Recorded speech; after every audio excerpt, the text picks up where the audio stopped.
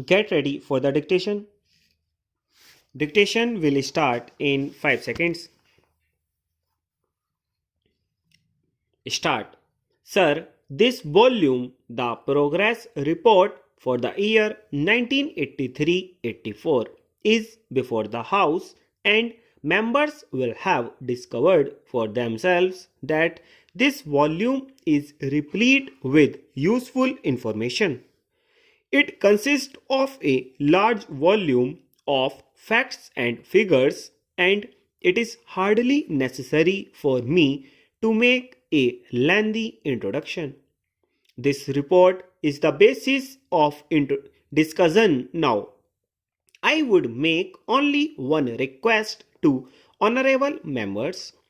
They will have a lot to say about the various aspects of our economic situation and economic progress of the country. We would welcome all that they are entitled to make an appraisal of the activities. Let it be a critical appraisal, and I hope, sir, that it will also be a fair appraisal.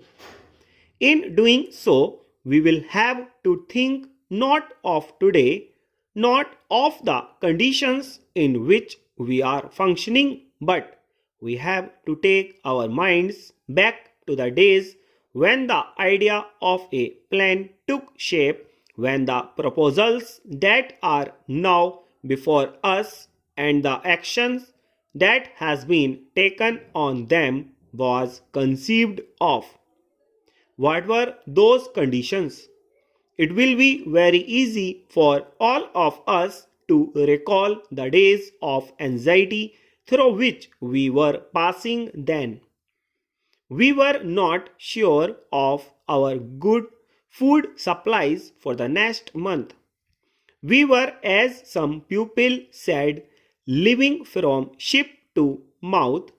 We had a certain nervousness about our food supply.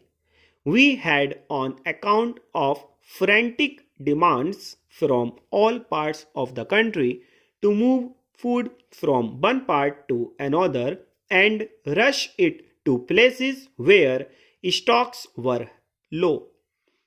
We had to import large quantities, spending large amounts of foreign exchange. We had also to give heavy subsidies, and yet people were not satisfied, and they could not be. There were controls, and there were difficulties experienced by many people. The quantities consumed then were low relatively to what a normal human being must consume. Sir, this was the situation in respect of food and in respect of other consumer goods also. Cloth was so difficult to obtain even to cover the minimum needs of an ordinary family. We had difficulties in other directions also, difficulties about transport and so on. And then it was in those very days that the problem of rehabilitation of displaced persons was prominent. We had started tackling it, but we had not completed that yet. Prices were rising, and so many people felt that at those high prices an average family could not subsist.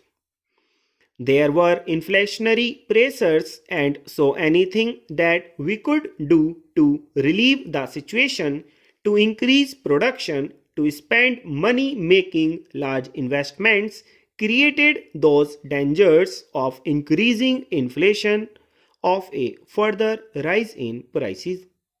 That was the dilemma. What is the position now? When we judge of ourselves today, we should not think of today.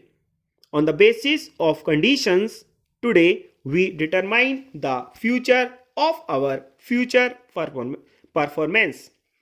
But so far as the past is concerned, stop.